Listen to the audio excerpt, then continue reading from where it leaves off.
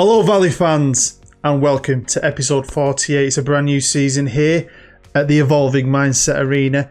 Won't be at home for too much longer because we've got a brand new stadium coming, very exciting. And as you can tell by the thumbnail being all nice and golden, we're champions of England. How does that feel? I am still absolutely buzzing with it. Now we've got a new shirt up on the wall. Here's Mr. Larson, our superstar left winger. I mean, the kid is immense. United was sniffing around him last year. Hopefully he won't be going anywhere, but there is a big name that has gone for a world record transfer fee. I couldn't resist. There's been a few changes at the club. Hopefully though, good changes that could maybe make us go back to back, maybe make us into a European team. We've got to chase it all, haven't we? Because there's at least 3 seasons left, 2 years, new stadium, at least a season there, and then we'll assess the series by then. But yeah, got 3 years to win the big ones. Can we become European champions? Can we become world champions? Well, for this series going forward, I'm going to go back to 3 episodes a season, just so there's not too much for you to get through. So we've delved into this season a little bit, so we'll be able to show you what this new team looks like.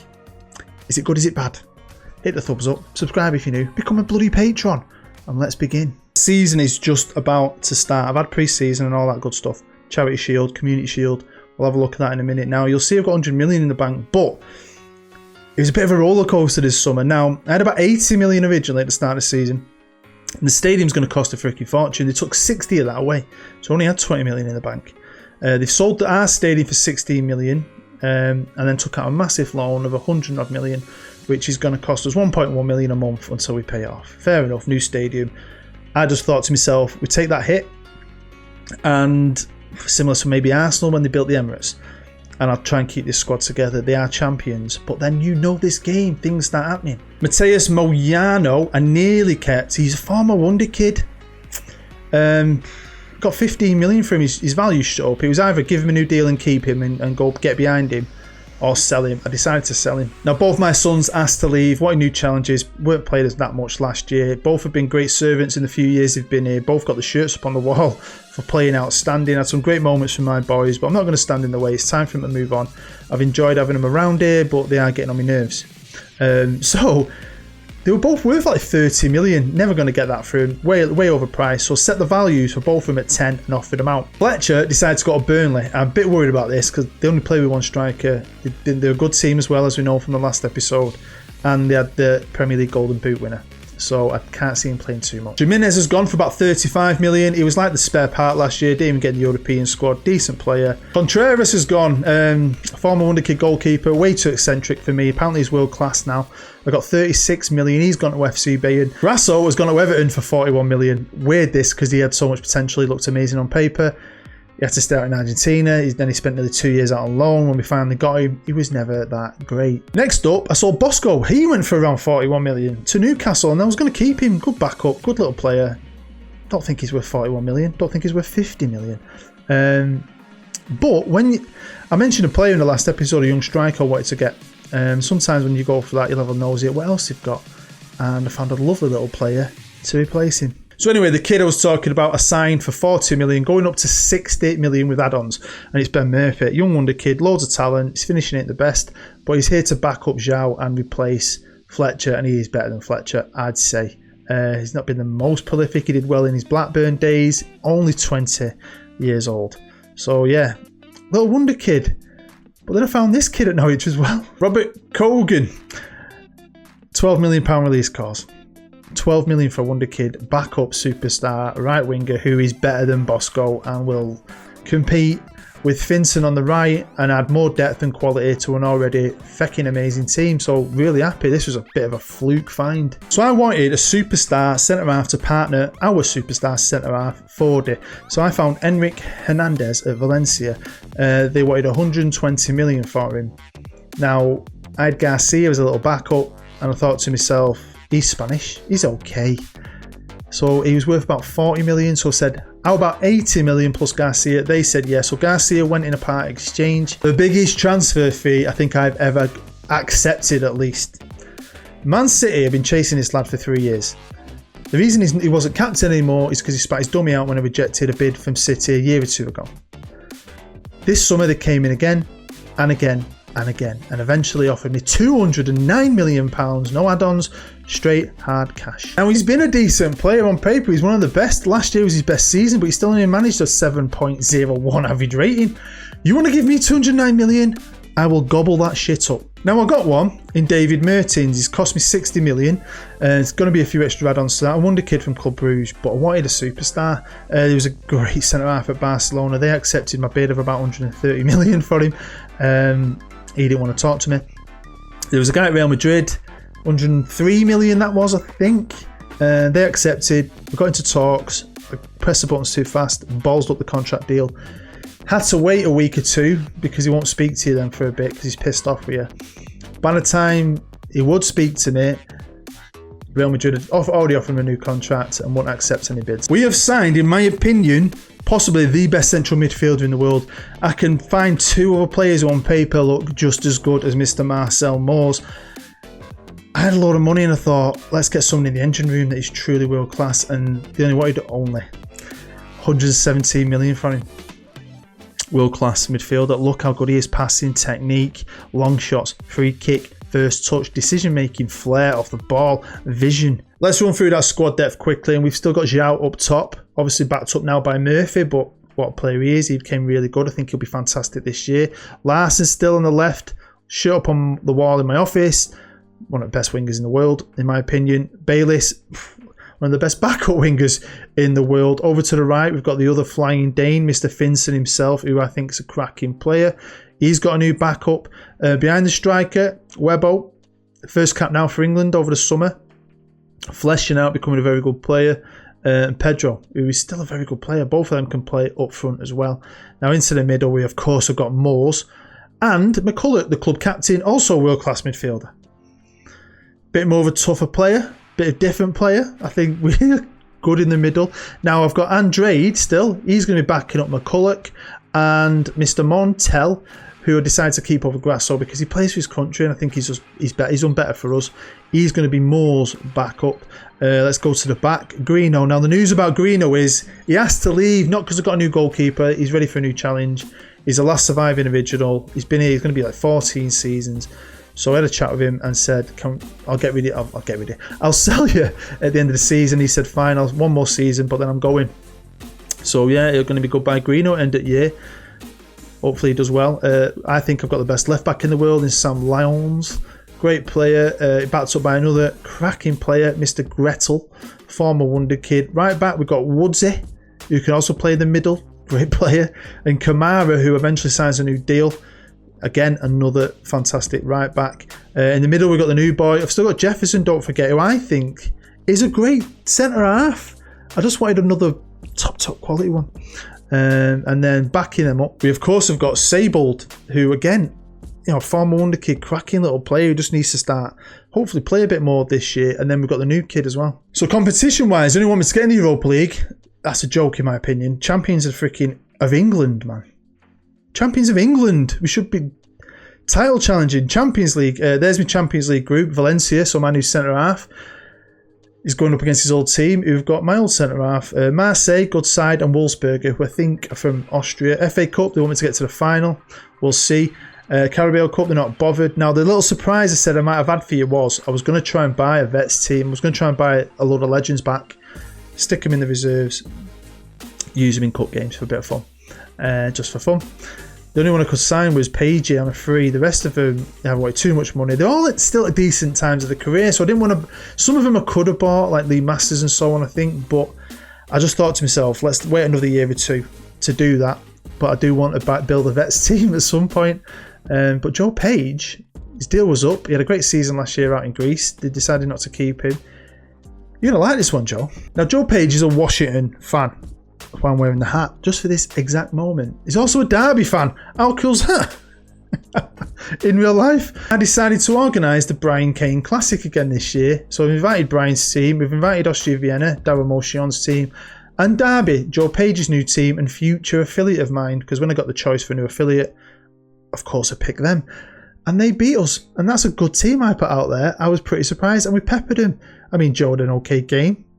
He had a cheeky smile on his face. So last year, we got to the final and Brian Kane didn't This year, Brian Kane did and won, beating Joe Page's Derby in the final. We then beat Daryl Motion's Austria Vienna in the third place playoff. Bit embarrassing, I'll be honest with you. We should be winning that. Is what it is. Went on a cheeky tour to Florida. We didn't go too far. Nice bit of weather. Played into Miami, Tampa Bay and Jacksonville. And then the Community Shield, which we won 1-0. We were not the better team though. Manchester United played pretty well and we kind of ungone at times, but we won. I mean, mentally, we're just getting stronger and stronger. Now, there's a bit of a gap there between the United game and the opener against Arsenal, so I thought, let's play a tougher opponent. And I played Zenit, beating them 3-1. Pretty decent game, but again, it was just about playing some good competition before the league starts. And the league starts against Arsenal, who are a good side, and then, you know, we could go on a good run there. Champions League's always a bit weird on this database. And I've decided to get stuck into the season. Like I said, 3 episodes I'm going to do each season now. And we're going to come back to face Liverpool in today's live comp at home, not on TV. Well, before we do, let's just quickly look at the odds. Now, there's been a few changes managerial-wise. Liverpool obviously finished 11th, sacked their manager. They've got a new guy, Zidane. Was he at Liverpool or Arsenal? He's been around the block, hasn't he? He's at Everton now. Bookies have got us in 4th. So I've played the first round of the FA Cup, and I say this at the start of every season, don't I? I do love this now. I love coming at the first, giving guys a game. Now, one thing I have done is this year, and this is why I'm hopeful for Europe, is we finally got enough guys in the squad that are club homegrown. So I've got a 25-man squad. No one's missing out like they have done in the past. In the past, I've had about 3 first teamers out. Oh, almost forgot. I was offered the England job in the summer. Last 3 times it's come up, I've been miffed, thinking I've not even been in consideration for it. And then it finally came. We offer you the job, 145 grand a week. They offered me. I can't fit it in. It'd have been nice as a little side story. Anyway, on to the Champions League, and I played 2 games. The first one was against Wolfsberger, who are from Austria, and annihilated them. And then in our second game, we've beaten Valencia, probably the toughest game, the Valencia away game. Won that 2-1. It was pretty tight. João getting us a goal. So Group D currently looks like this, and some of the other teams have played loads of games. So we've got 2 games in hand on Valencia, which is weird. I'm only 3 points off them. I fully expect us to top this group. Over to the league table. I'm going to show you this first. Obviously, got loads to cram into this episode, and we are top of the league on 28 points. Man City behind us on 27. United have dipped. Look at Bristol City and Wolves. Fair play to them, but it started off quite tight. City are undefeated. We have lost 1 and drawn 1 and won 9. I've got no one in the top goal scorers. And if we look at all the results in one go, you can see we started off great, but tough game against Arsenal. That we just about did enough. I thought they were coming back into it at the end. 2 goals we conceded late on. Battered Everton 5-1. Beat Fulham. The Newcastle game, we really should have won that. That was silly points dropped. Beat Burnley 3-1. Palace we beat 3-0. Leeds, fair play to Leeds, because we were way better than them.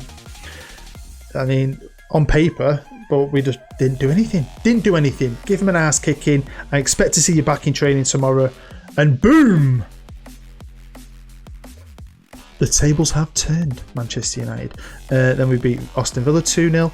West Brom 5-0. Spurs 2-0. So after that shocker against Leeds, we're scoring goals and haven't conceded. Going into today's game against Liverpool. There is a squad arranged by average rating, and look at all that green. Look at all that green.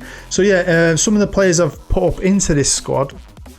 Let's have a quick look. If we change to general info, switch their ages about. We've got Michael David, who is one of ours. How good's he? Good little centre half, but you can't pin your ropes on him just yet. But I've got him in the first team. He's getting mentored. Obviously, he's playing for the under-23s as well. But I think he's got a big future. So yeah, hopefully we'll see Michael David develop before the series ends. Who else did I put up here? Obviously, you've seen Clement. We've got Martin Little, who's been at this club for absolutely ages. Used to have a lot more potential. Been out on loan a lot. Worth 18 million. Could play up front on the wings. Just flesh out that squad. He's like me Jackson replacement, really. So here we are in the changing room, which is Breeze Block. Our old changing room was better than this. So hopefully at the new stadium, we're going to have a state-of-the-art one. But anyway, I'm on there because it's not on TV. So on paper, that is my best team I'm putting out today. The only issue is Marcel Moores isn't 100% fit. His fitness ain't the best. Well, here we go. Kicking off against Liverpool. Very excited. Very excited. Hopefully some of the boys can put on a performance. Here's Mr. Moores himself. So much talent. I mean, he looks great with some of his passing and that. He's had a knock as well. But like I said, I've never felt so confident about having so many good... Well, that was a wayward pass. So many good players in every position. Like, if someone drops out, the next man up mentality is amazing. And then I've got flexibility in quite a few places. A lot of players who can cover all over defence. A lot of players who can cover all over midfield. Here's Webbo. Again, he's really kicked on. I can't believe I was considering getting rid of him. Just give him that extra season. He really played well last year. Now he's got his cap for England. Look at that. Freddie through to Zhao. There's Larson. On the left, what can he do? He likes to cut inside. He's going to pass it back to Moores. First time pass to Lyons. Back out to Moores on the edge of the box. What's he going to do with it? Pings it out to McCulloch. Them two, if they can stay fit, I think could dominate. What an engine room we've got. Look at that! Moores to Larson. Dangerous. But you can see already, like, Moores' heart rate obviously dropped down a bit. But, you know, I'm okay with that. I'll probably bring Andrade on for him at some point. Here's Liverpool with a free kick. Ooh! Oh, that was shocking. I mean, selling forward, I mean, would you turn down 209 million? Let me know in the comments what's the biggest value you've ever sold a player for. I couldn't. It's me regret, though, that I haven't got 2 world-class centre-halves now. I mean, I've never had 2 world-class centre-halves. That was what I wanted. Mertens has got all the potential in the world. Sable's got all the potential in the world. Jefferson's still a very good player. I mean, I just wanted that Vidic-Ferdinand partnership, new goalkeeper, build from the back. It is quite close. We need to up our game here. What's going on? We've been on fire. Right, so I've made the change. Andrade is on for Moores. Moores ain't ready yet to do 90 minutes. He'll get there. He will get there. We'll see what happens. Andrade, though, is a cracking little player. It's like he can play defensive midfield, central midfield, behind the striker.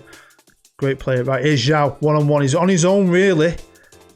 Nah. I told you my bus stories then in the last episode. Fuck.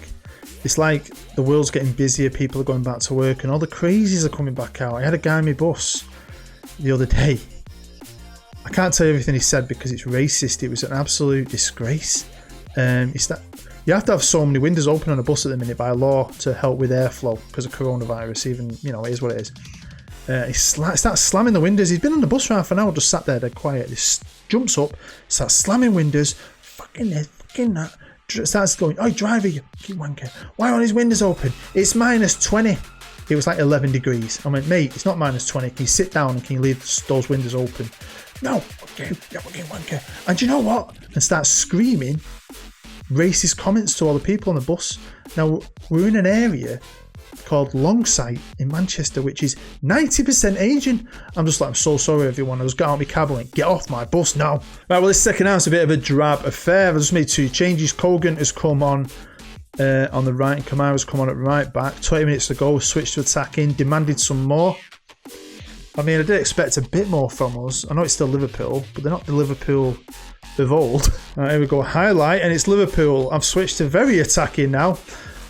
Liverpool going to get the winner here in the rain in Bolton. Not at home for much longer. Jones one-on-one, and they have an all 2-1 Liverpool. Fucking hell. Right, come on, let's get ourselves back into it. Mertens, Andrade, Lyons. Oh, lovely turn, lovely touch, lovely goal from Larson. On his chest, turned it, took about 20 players on. Cartwheels. Come on. Right, it's Liverpool on the attack. Ooh, Kamara, good header. Webbo knocks it down to Kogan. Come on, kid, he's cutting inside. What are you going to do with that? What are you going to do with that ball? Gives it to Lyons. Lyons, vision pass out to Kamara, who's early cross. Oh, no, fucking no, referee. Getting ready to tell you to feck off. There you go. Fucking honestly. There you go. You win some, you lose some, and you definitely draw some. 2-2. Yeah. I'm a bit disappointed, really. And that shows you how far we've come, being disappointed, drawing 2-2 with Liverpool. Drop back down a second. Man City, that hurts. Man City battered United 5-2. Chelsea have drew 2-2. Arsenal won. So yeah, we're now a point behind City, but it's going to be a tight. I want to challenge. I want to hopefully win the league. We're going to run away with it. I mean, I'm not going to be too gutted by that. Well, there we go, Valley fans. Hopefully you still enjoyed that episode. I'm looking forward to this season. Really am looking forward to getting stuck into it. We'll see what happens, and hopefully you're going to stick around for that. Hit that thumbs up. Let me know in the comments. Answer all my questions. Why not? Hopefully you're happy. Hopefully you're safe. Hopefully you're enjoying my Journeyman, which I am thoroughly enjoying. But yeah, there's still a good bit of legs left in this series, and you're not going anywhere, are you? You've been here that long now, you might as well stick around to the end. But come back next. I think we'll probably jump in for some at Champions League. Hopefully we get out of the group. If we do, we'll see who we get. I'll see how the land lies. Do you know what I mean? But anyway, stay happy, stay safe. I'm Bood. Love you long time.